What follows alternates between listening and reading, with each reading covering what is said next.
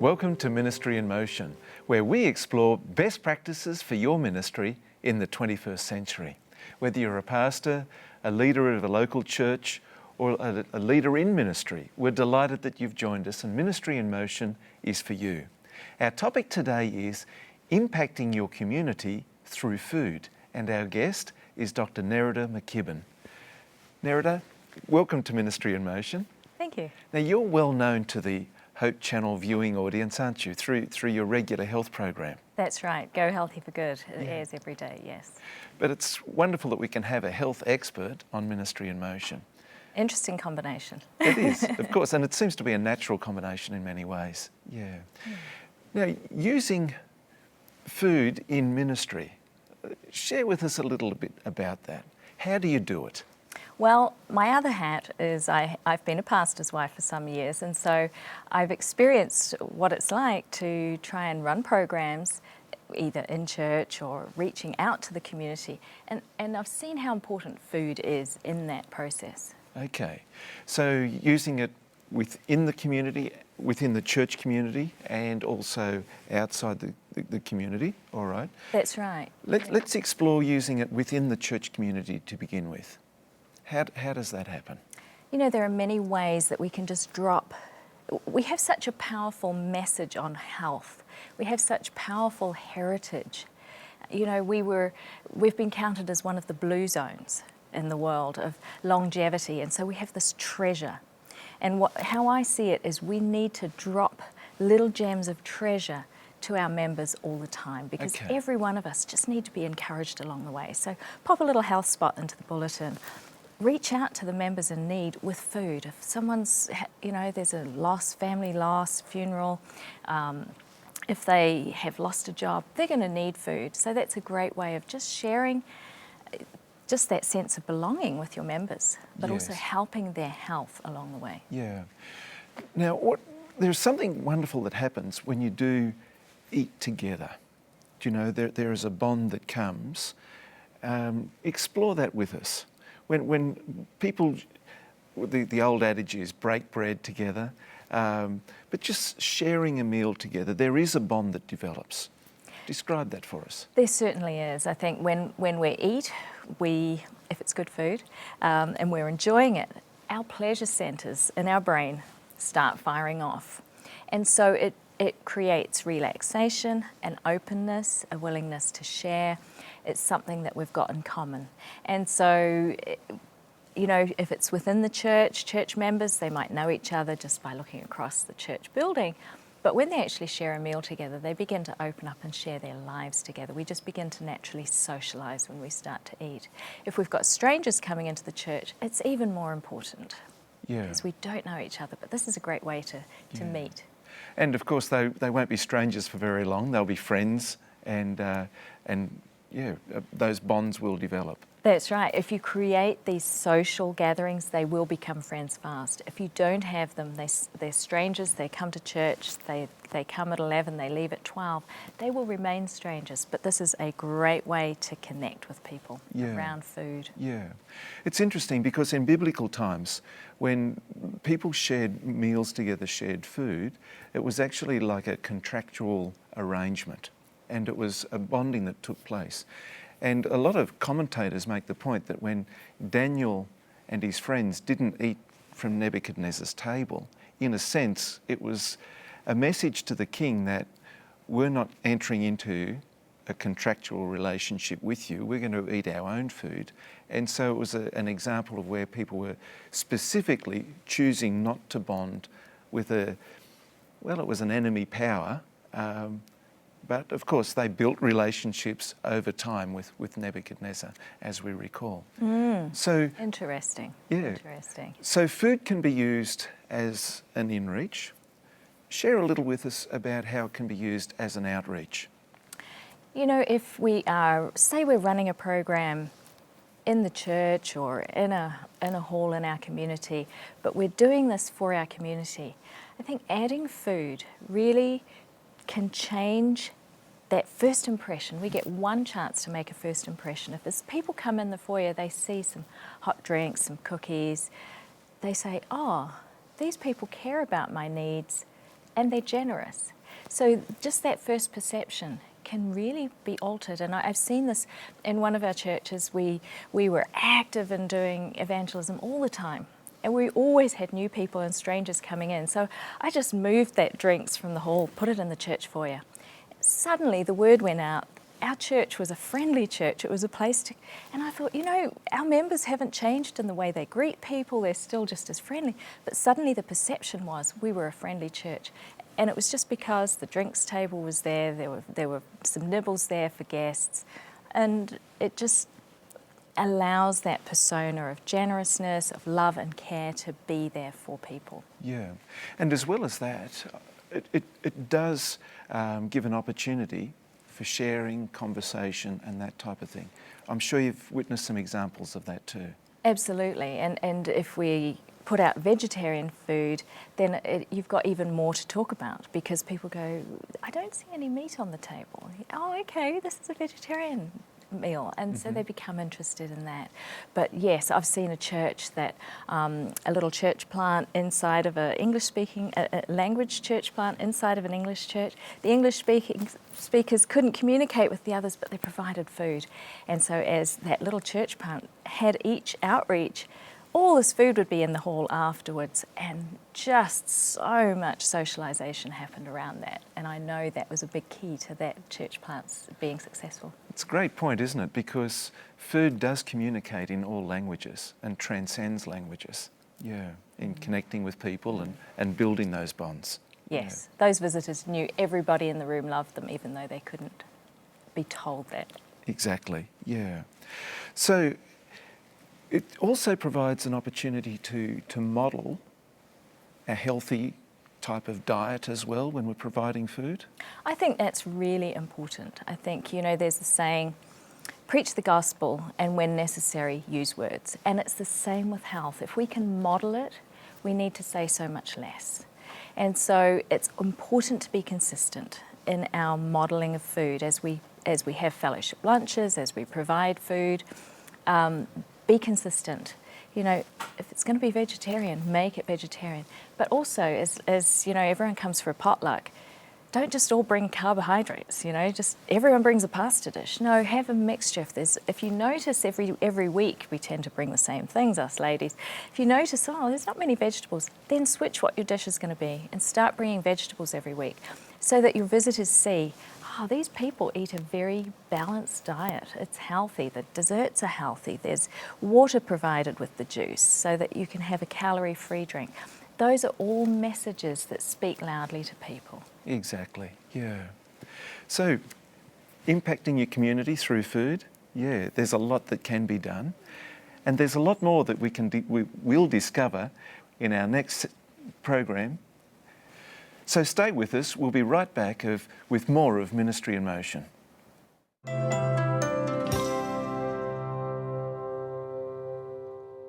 Welcome back to Ministry in Motion. Our topic today is impacting your community through food, and our guest is Dr. Nerida McKibben.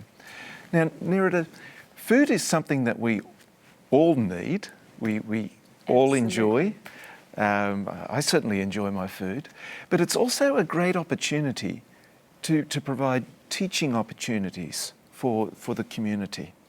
Can you share a little about that for us? Sure.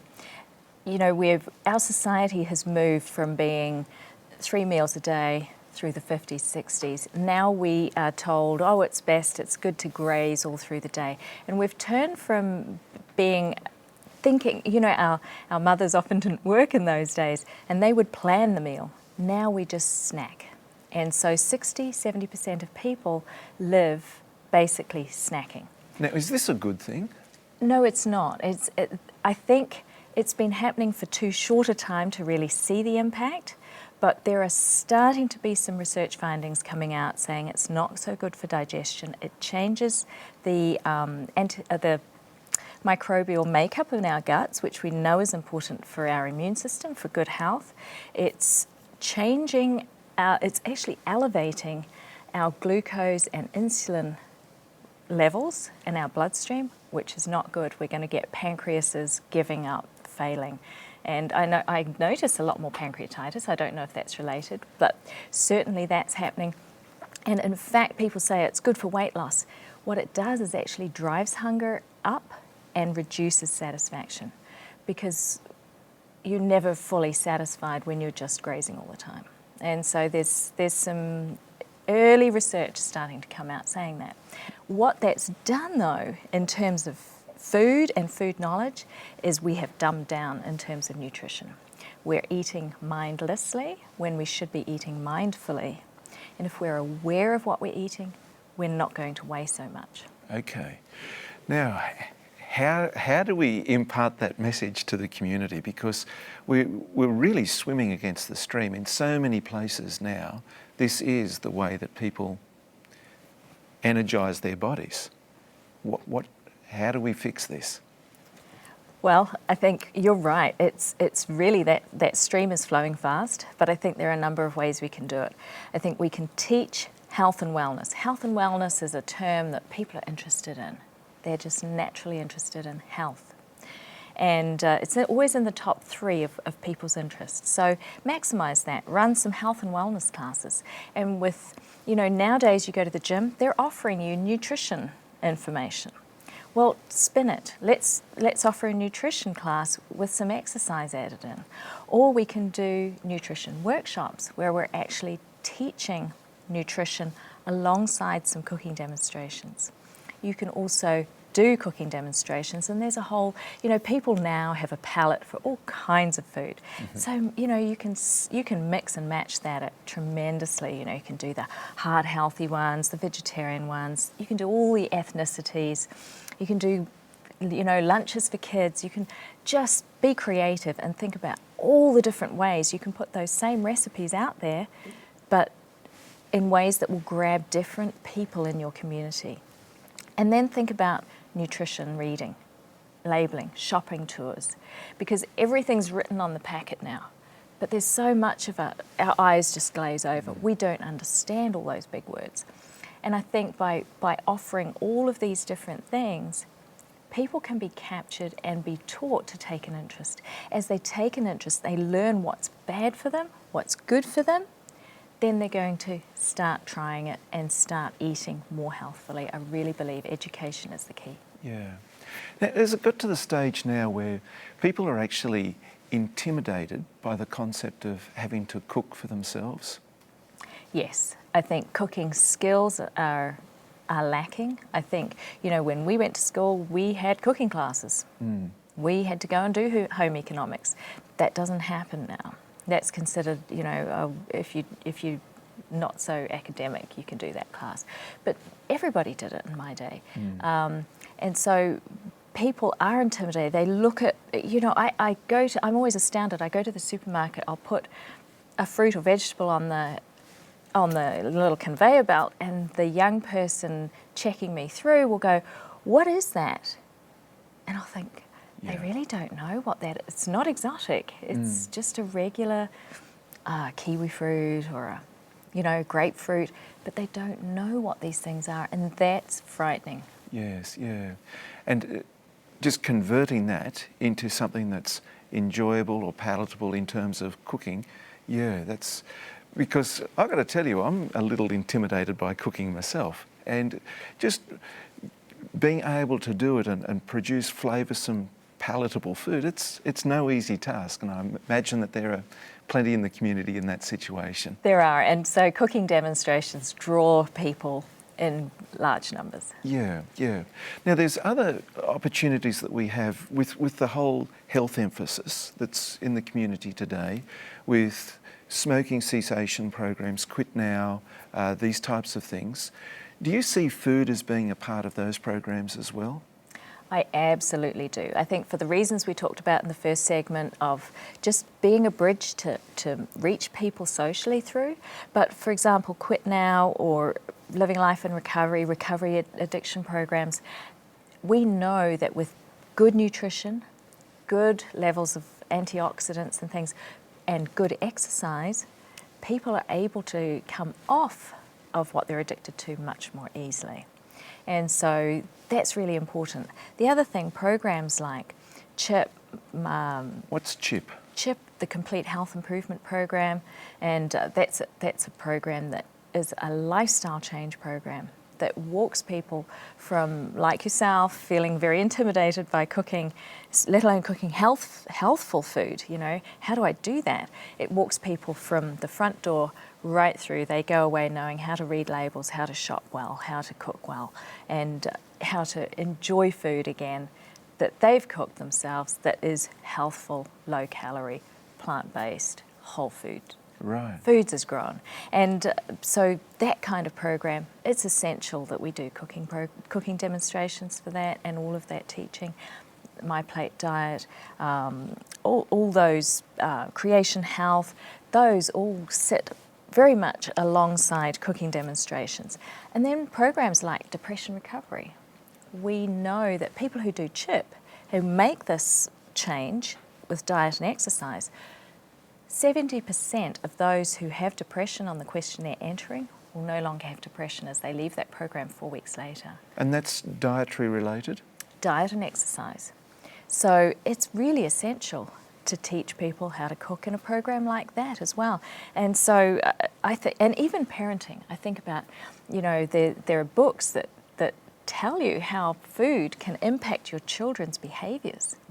We feel it ourselves. If we have a lot of sugar, we become irritable and grumpy, tired, lethargic. We just want to curl up in the corner and go to sleep. Just imagine children who haven't learned self-control yet, what those foods are doing to them. So, you know, if you're running a parenting program, incorporate some healthy food choices, how to build food that is tempting for children into that parenting course. So lots of these programs are going to be just empowered by using food as a tool. Yeah, great ideas. Using food, using it in ministry.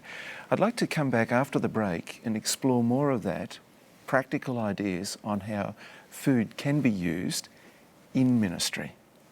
Stay with us. We'll be right back with more of Ministry in Motion.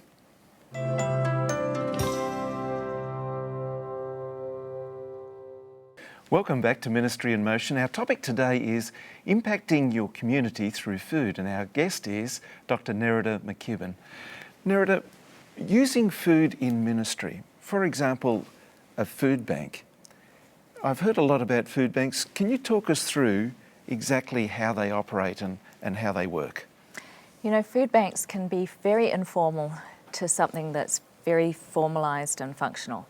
And so it can be just that you keep a stash of food at the church and people come in off the street, often during church services, and they say, look, we're hungry, and you've got it there to give to people, or you give it to your members when they're in need of food. To an organised thing that often a district will have all of the churches, whatever the denomination, they all work together. So just taking food from their members to a central point where it's given out to people who come, they apply, they give their details. And I know in one town where we were pastoring, there was a food bank that was actually run through the Baptist church. And in order to get food, the first box you get for free, almost no questions asked. But after that, you had to actually register and you would get financial counselling. Okay. And budget advice. And then you could also get clothing if you needed it. And so it was a whole network that was put together. And so I think, you know, Isaiah 58 says to give your bread to the hungry. It's a command that we have. And so we need to think about those who are less fortunate than ourselves. And if it's a regular thing that, you know, most of the churches we've been in, there's a food bank box in the foyer.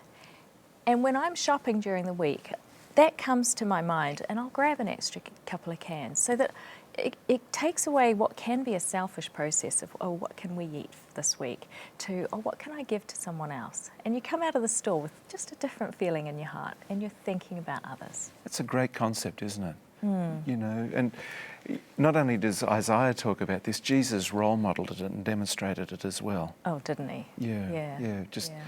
Using food in his ministry, of course. Now, gardening is another opportunity that churches can involve themselves in. Absolutely. There's one church in New Zealand where I come from that it was an ADRA project. The church had a field next to the school. ADRA was keen to start some work in that town. Just and remind us who ADRA is. the Adventist Disaster Relief Agency. Okay. And so they work in developed countries and developing countries. And so this plot of land was developed into a garden, sort of a market garden, and then a government agency wanting to get people into employment who'd been unemployed for some time or apparently unemployable, perhaps deaf, autistic.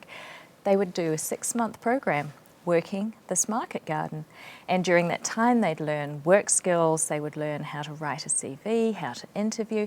80% of the people who come through that program get full-time employment afterwards, and they get credits towards a horticultural degree.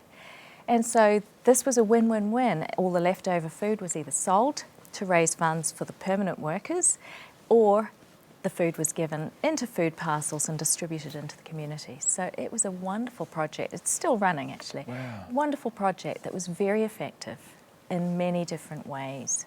It's an astonishing return, isn't it?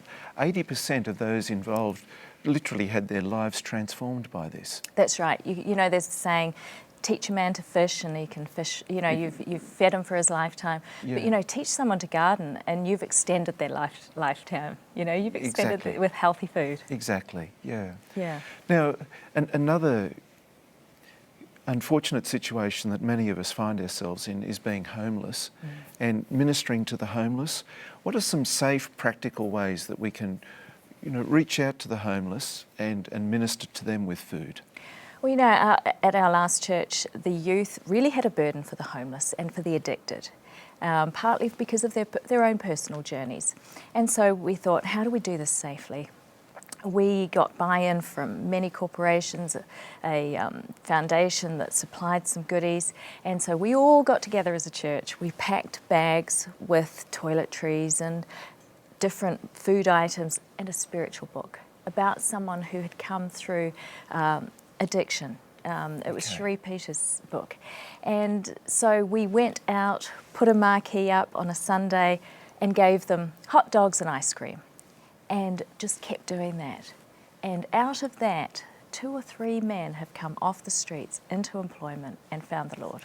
That's extraordinary, isn't it? Yeah. Just reaching out. Food is it's a basic thing, it's an important thing, but wow, it as we discovered earlier, it does transcend all languages and speaks its own language. Absolutely, and that the generosity that the youth could show, we were all there with them. And as the whole church was there was a vet who was also doing free vaccinations for the dogs, because many homeless people, that's their one family. And they were just delighted to have their dogs cared for, But the food is just, like you say, it transcends, it's like the outcasts of our society are the homeless. We often treat them that way. But to go and minister to them was such a privilege. Yeah, with food. Yeah. With food. Dr. Nerida McKibben, thanks so much for coming on to Ministry in Motion. And we want to thank you for joining us as well. Now, Ministry in Motion, it's for people who are involved in ministry, particularly pastors. And Ministry in Motion is closely connected with Ministry Magazine. Now, if you're a pastor and you're not receiving Ministry, the journal, we'd like to invite you to receive this. Send us an email, feedback@ministryinmotion.tv. Tell us about you, your church, your ministry, and we'd love to send you ministry. Until next time, may God bless you.